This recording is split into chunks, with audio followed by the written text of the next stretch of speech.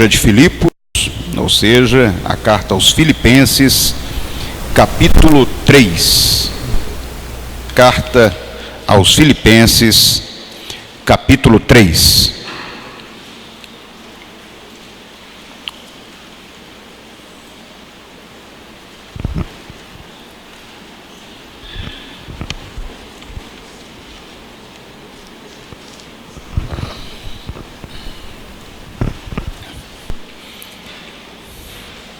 Vamos orar mais uma vez, pedindo a Deus direção e graça para esse momento.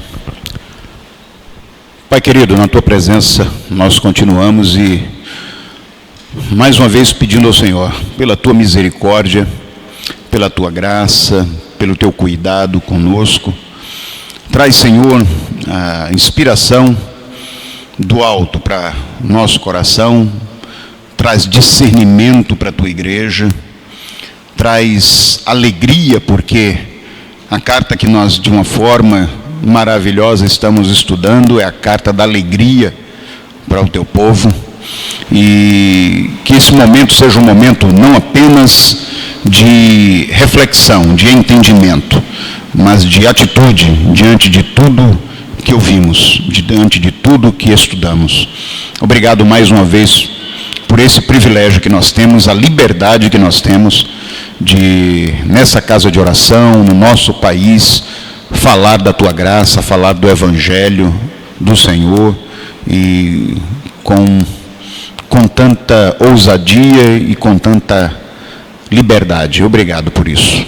E que, mais uma vez, que as palavras dos meus lábios e o meditar do meu coração sejam agradáveis ao Senhor. Em nome de Jesus. Amém? Capítulo 3 da carta aos Filipenses. Nós terminamos o capítulo 2, domingo, no último domingo desse mês, do mês passado.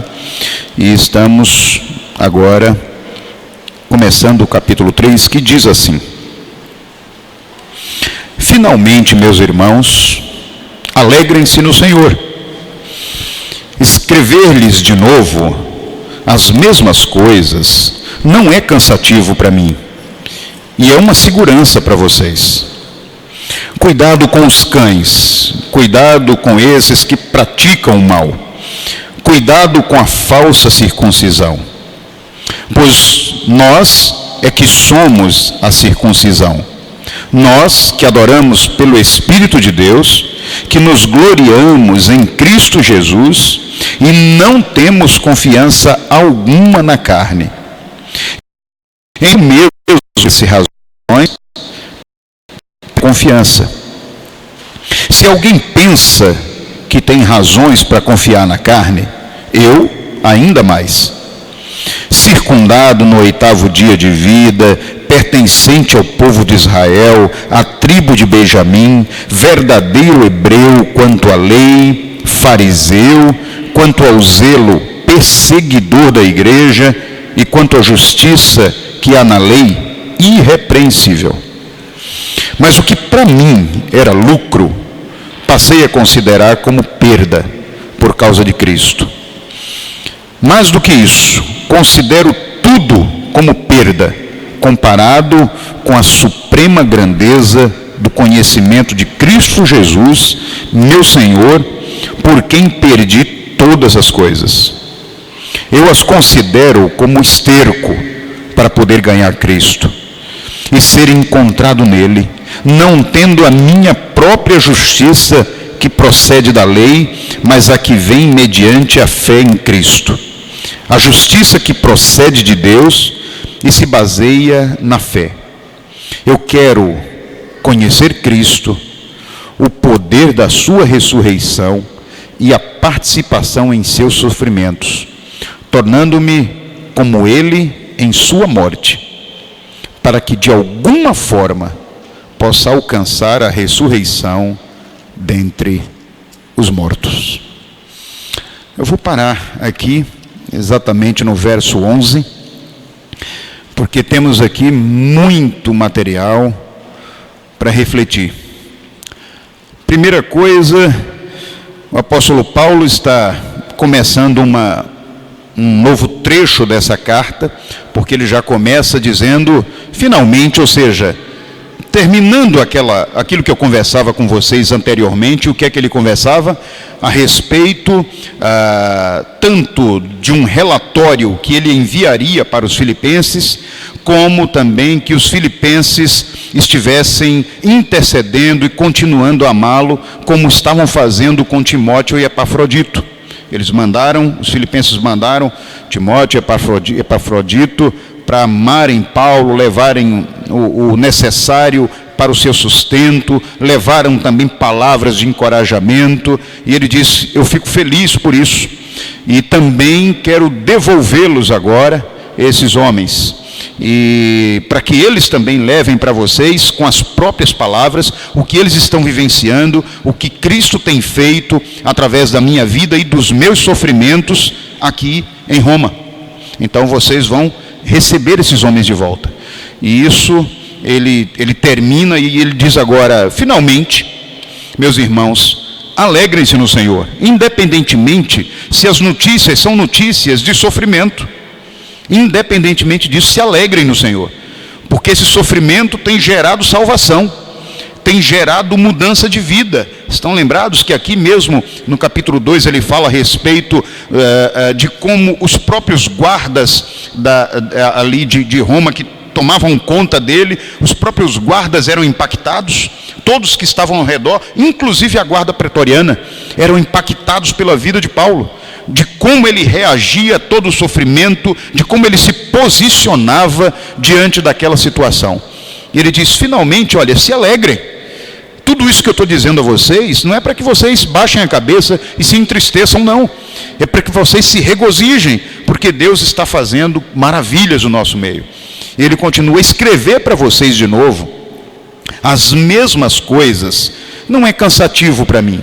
Na verdade, é uma segurança para vocês. Aqui ele já começa agora a fazer referência a alguns trechos do início dessa carta, do capítulo 1, do capítulo 2. Dizem os estudiosos que aqui ele também faz menção a provavelmente outras cartas que foram escritas aos filipenses e que não constam de forma integral aqui nessa carta, mas algumas coisas que poderia ele estar fazendo referência de outros momentos. E ele diz: não é cansativo para mim falar a mesma coisa para vocês. Ao contrário, isso é segurança. Isso me remonta, sabe, filhos, quantas vezes a gente precisa, durante um ano, durante talvez um ministério todo, de um líder na igreja, de um pastor, falar as mesmas coisas para o seu povo, reiterar aquilo que a gente vem dizendo que é fundamental para a edificação da vida cristã. Às vezes a gente repete tanto uma coisa, um conceito, a gente busca tanto interiorizar um valor no coração do povo de Deus, e parece até para aqueles que estão ouvindo que aquilo se torna cansativo para nós. E aí Paulo está dizendo: olha, eu estou mais uma vez escrevendo a vocês que vocês precisam tomar cuidado com aquelas heresias que acontecem no meio de vocês, com aquelas palavras que não ajudam vocês a crescer. Eu preciso falar disso novamente, e vocês não se preocupem, isso não é cansativo para mim. Na verdade, eu entendo isso como uma oportunidade de trazer mais segurança, mais convicção, mais profundidade naquilo que vocês creem e naquilo que vocês exercitam. Então eu vou falar quantas vezes forem necessárias, para que vocês se fortaleçam.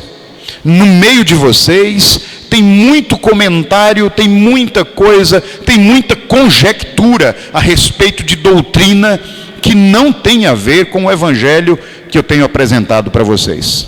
Vocês sabem que Filipenses é uma igreja quase que na sua totalidade gentílica, ou seja, tinham a maioria absoluta de pessoas que não eram cristãs e foram convertidas após ouvirem do evangelho. E aí o que é que acontece? O grupo mais radical na questão da lei mosaica, os judeus verdadeiramente, que se convertiam também ao cristianismo, e por isso eram chamados de judaizantes, judeus que se convertiam ao cristianismo, mas continuavam com práticas, com pensamentos da lei mosaica. Não entendiam a graça como algo saudável. Eles preferiam viver nas práticas da lei. E aí eles entravam nessas igrejas gentílicas e traziam informações que muitas vezes conturbavam a mente daquele povo novo. Um povo que não tinha as práticas judaicas. E que de repente Paulo diz, olha, vocês são um povo novo. Vocês são um povo que foram resgatados e justificados pela graça de Jesus. Vocês não podem viver atrelados à lei de Moisés. Ela tem o seu efeito, ela tem a sua importância, mas a graça de Jesus é a nova aliança. Esse é o novo modelo do Evangelho de Jesus, e não foi criado por mim, foi pelo próprio Cristo. E é essa graça que eu estou apresentando para vocês. E de repente chegava no meio da igreja o judaizante, e dizia, por exemplo, olha, para que vocês verdadeiramente sejam salvos, tudo bem que o Evangelho foi apresentado, mas faltam algumas coisas. Então, por exemplo, a circuncisão tem que acontecer. Vocês têm que ser circuncisos. E aí o povo ficava aflito, não é? Como assim? Paulo diz que isso não tem mais necessidade. E aí Paulo entra em detalhes, principalmente sobre a circuncisão. E aí olha o que ele diz na continuação: cuidado com os cães. Aí é uma palavra dura, né? Cuidado com os cães, né? Isso era um termo até pejorativo mesmo, para dizer, observem essas pessoas que estão tentando atemorizar vocês, para que vocês não desfrutem da graça, entende? Então preste atenção nessas pessoas, elas não estão caminhando da forma que eu ensinei a vocês. E ele diz assim: cuidado com esses que praticam o mal, cuidado com a falsa circuncisão. Paulo agora separa. Existe uma falsa circuncisão e existe uma verdadeira circuncisão. Bom, isso pode gerar um bom debate teológico, né? Quer dizer então que a circuncisão, a primeira circuncisão, ela é falsa? Toda ela? Né? Então aqueles que foram circuncisos, isso não vale nada? É assim que funciona? Paulo está falando para uma igreja gentílica. Uma igreja que não foi forjada, que não foi criada, que não foi alicerçada com os conceitos da lei mosaica. Entende? Então ele está dizendo, vocês foram resgatados pela graça. Na graça, o critério para se fazer parte de uma nação nova, que é o que Pedro vai falar lá na frente, né?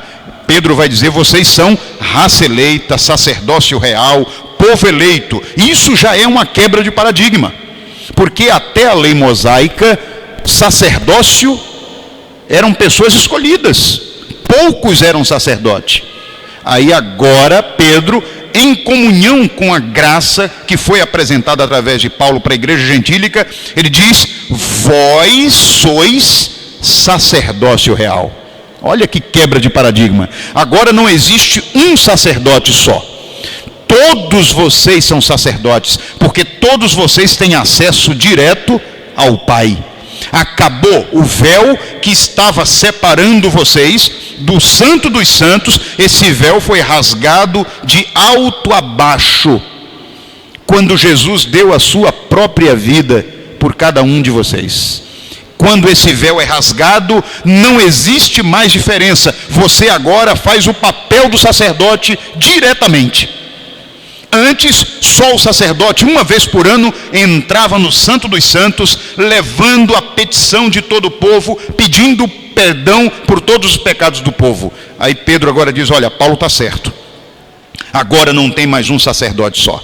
Na graça, na dispensação da graça, que é diferente da dispensação da lei, qualquer um de vocês agora tem acesso ao Pai, tem acesso ao Santo dos Santos, não é? Então hoje vós sois sacerdócio real, povo eleito, nação santa, não é isso? povo especial do Senhor. Que coisa linda. E Paulo está dizendo isso, olha, aqueles que são judeus, que nasceram, que foram forjados ali na lei judaica, esses têm como entendimento que foram salvos, resgatados, e são representação de um povo santo com a circuncisão. Isso está lá em Abraão, não é? Isso é a lei estabelecida, a aliança lá em Abraão, que todos que fazem parte de um povo eleito, povo escolhido por Deus, seriam circuncidados. É uma marca daquela aliança. Mas nós estamos vivendo a última aliança e a nova aliança, onde ele diz que a verdadeira circuncisão para esta igreja, para mim e para você, a verdadeira circuncisão é quando a gente arranca a pele de um coração envelhecido e coloca agora um coração novo, uma pele nova, um músculo novo que manifesta a graça do Senhor. É isso que Paulo está dizendo. Essa é a nova aliança. Então cuidado com esses que pregam que vocês têm que voltar para a antiga aliança, fazendo a circuncisão. Não precisa disso, não há necessidade disso. E ele continua: pois nós é que somos a circuncisão. Olha aí, templo do Espírito Santo de Deus agora, que adoramos em espírito, que nos gloriamos em Cristo Jesus, e que não temos confiança alguma na carne, embora eu mesmo tivesse razões para ter tal confiança. Paulo está falando de como ele foi criado. Paulo era circunciso, era judeu, praticava a lei judaica, e ele vai dizer aqui exatamente por que ele antes se gloriava na carne, naquilo que ele praticava, porque ele acreditava. Ele poderia ser considerado um desses que poderia ser os cães, se ele tivesse permanecendo na antiga aliança.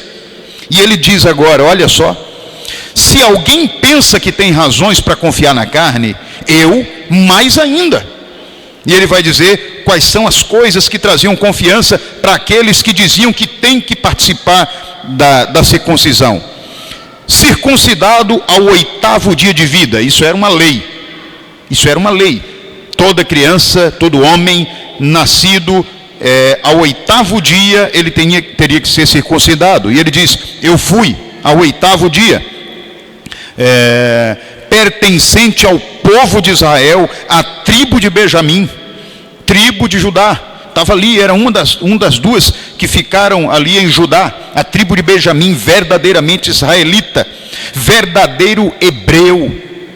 Quanto à lei, fariseu, ou seja, eu estudei, me capacitei e conhecia muito bem essa lei. Fui formado aos pés de Gamaliel, grande mestre daquela época, então eu sei o que é a lei. Quanto ao zelo, ou seja, quanto ao cuidado com a lei, e para que ninguém a desobedecesse, eu inclusive fui perseguidor da igreja. Quanto à justiça que há na lei, eu era irrepreensível. Ou seja, se é para seguir de acordo com o estatuto, eu seguia tudo. Mas ele entendeu, depois de conhecer Jesus, que a questão não é seguir um estatuto, a questão é ter uma vida e um caráter transformado. Entende? Porque eu posso seguir um estatuto, eu posso estar na igreja em todos os cultos, eu posso orar de 3, 4, 5 vezes ao dia, eu posso participar de todo tipo de vigília, eu posso ser um líder, eu posso fazer qualquer coisa dentro da casa de oração que estiver estabelecida para representar alguém que conhece a Cristo. Mas no meu coração esse negócio não funciona.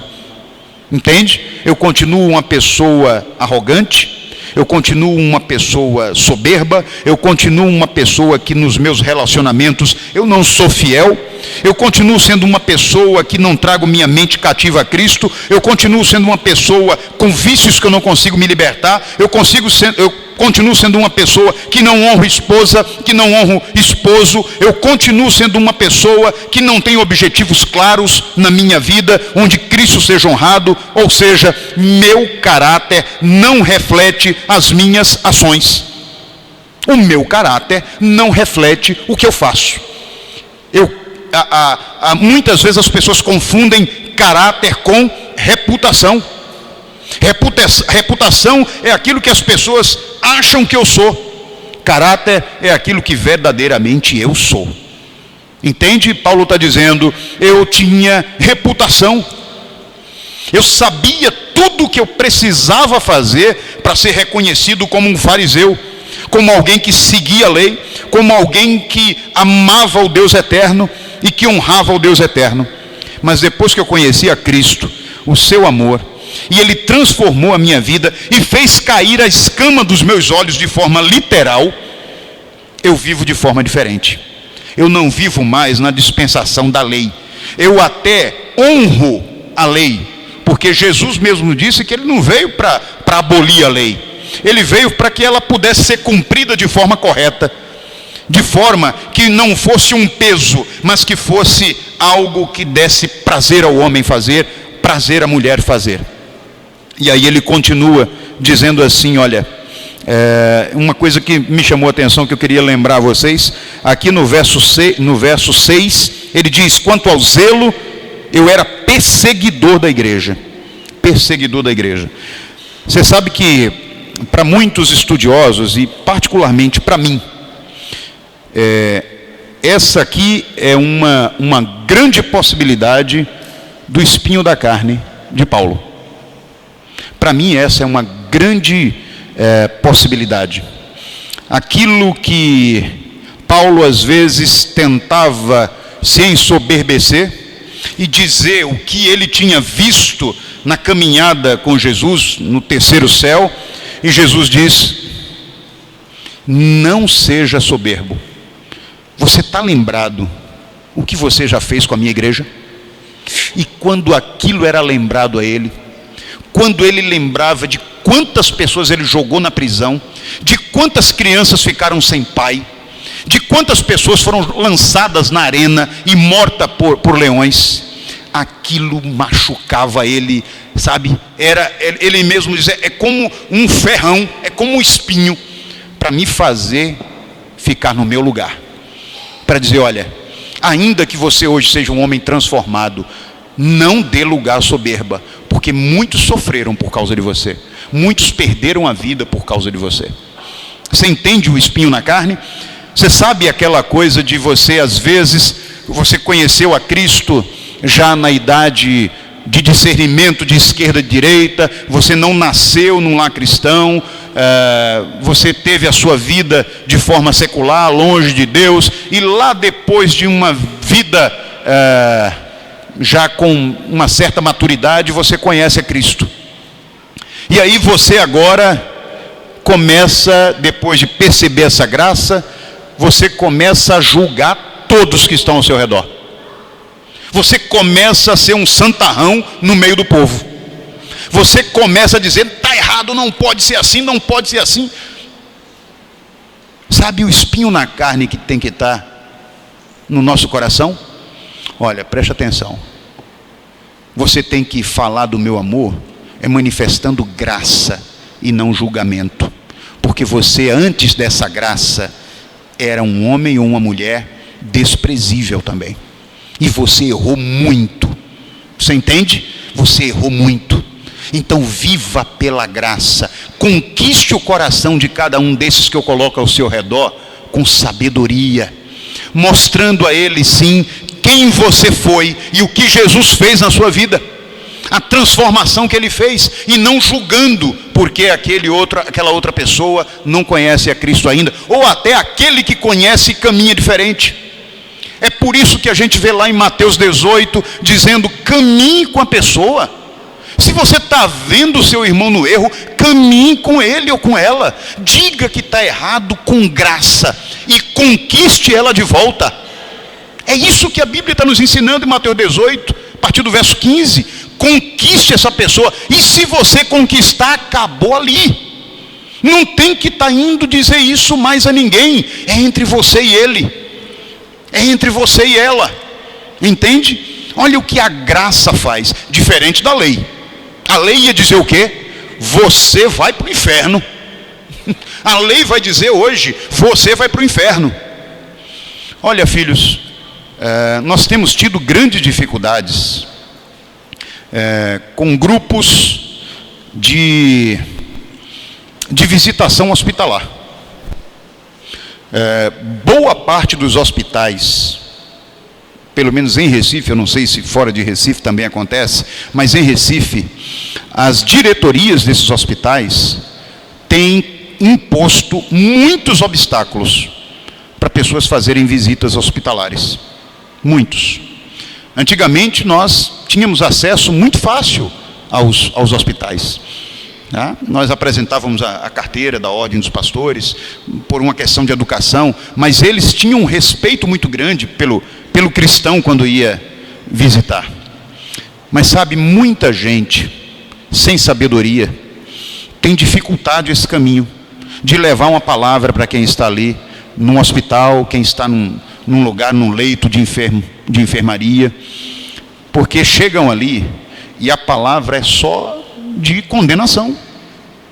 Ao invés de apresentar a graça de Jesus, ao invés de dizer, olha, Jesus tem um presente para você, Jesus morreu na cruz por você, e você quer tratar esse mal, e não é só um mal físico não, é um mal espiritual, que muitas vezes até prejudica ainda mais a sua saúde, porque quando a gente não está bem espiritualmente, isso reflete em toda a vida. Quando a gente não está bem emocionalmente, reflete em toda a vida. Eu quero apresentar para você algo que é um bálsamo para você, para trazer refrigério para a sua alma. Você quer conhecer Jesus de forma profunda? Você quer que eu te apresente Jesus? Sabe, filho, é graça. Isso é graça. E dizer, olha, ao contrário de dizer, se você não aceita Cristo hoje, sabe, você morrer, vai para o inferno, filho. Filho, você pode dizer isso com graça, usando as palavras certas.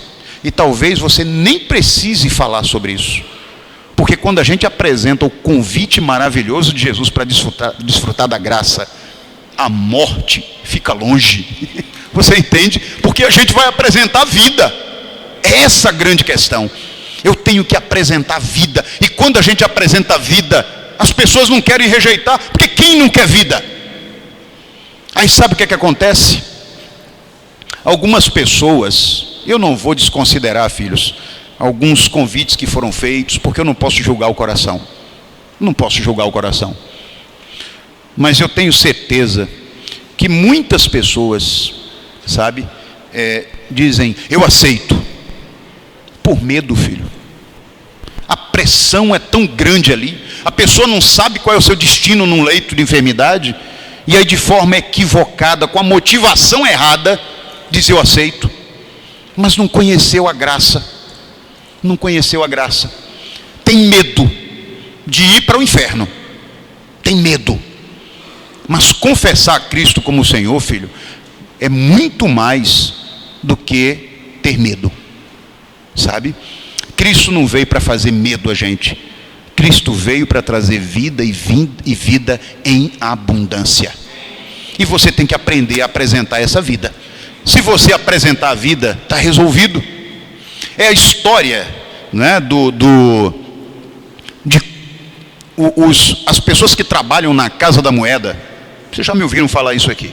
As pessoas que trabalham na Casa da Moeda, em determinado momento, foi perguntado a uma pessoa, a um especialista, como é que você reconhece uma nota falsa? Ele diz, não, eu não me especializei em nota falsa. Eu me especializei em nota verdadeira. Conhecendo bem a verdadeira, quando eu pego uma falsa, eu sei imediatamente. A gente veio para apresentar o evangelho verdadeiro. Quando a gente apresenta o evangelho que transforma, que liberta, que restaura e que salva, automaticamente ele se distingue de tudo aquilo que leva você à morte. Dá para entender esse negócio? Essa é a proposta, aprender a apresentar o evangelho que traz vida. É isso que a gente tem que fazer. É isso que Paulo está dizendo aqui. E ele continua dizendo assim, olha, verso 8, Ele diz assim: mais do que isso, eu considero tudo como perda, comparado com a suprema grandeza do conhecimento de Cristo, meu Senhor, por quem perdi todas as coisas. Eu as considero como esterco para poder ganhar Cristo e ser encontrado nele, não tendo a minha própria justiça que procede da lei, mas a que vem mediante a fé em Cristo, a justiça que procede de Deus e se baseia na fé. Ele está dizendo aqui: olha, eu sei de cor o Pentateuco, eu sei de cor os profetas, eu sei de cor a lei, eu estudei para isso, eu me preparei para isso, eu fui considerado um homem diferente no meio dos judeus, eu participava da elite judaica, fariseu, tanto que eu fui comissionado a perseguir a igreja. Não era qualquer pessoa na idade de Paulo, que era um jovem quando isso aconteceu, talvez seus 20 e pouco, 30 anos de idade, era um jovem e teve um comissionamento do alto escalão religioso judaico. E ele diz: eu tenho tudo isso, toda essa pompa, toda essa posição como perda, depois que eu conheci o evangelho verdadeiro, depois que eu tive um encontro com aquele Cristo que eu persegui, depois que eu tive um encontro e literalmente eu caí do cavalo, literalmente eu caí do cavalo, e aquilo mudou a minha vida. E é essa proposta que eu tenho para vocês, filipenses, é essa proposta que eu tenho para vocês, PIB de Engenho do Meio, é que vocês conheçam o verdadeiro evangelho que traz libertação, que traz vida, que muda o coração de um ser. E ele continua para mim aqui, uma das afirmações e um dos desejos mais completos que um ser humano pode ter.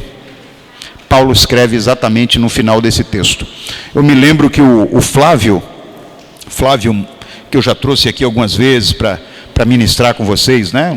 Um líder lá de louvor da banda da Primeira Igreja Batista do Recife, Flávio diz que esse texto para ele é um marco na vida dele, e ele deve ser um marco na vida de todos nós. Paulo agora aqui diz qual é o grande objetivo da vida dele. Observa só, filho, ele diz assim no verso 10: eu quero conhecer Cristo, eu quero conhecer o poder da sua ressurreição, quero participar em seus sofrimentos, tornando-me como ele em sua morte, para que de alguma forma eu possa alcançar a ressurreição dentre os mortos.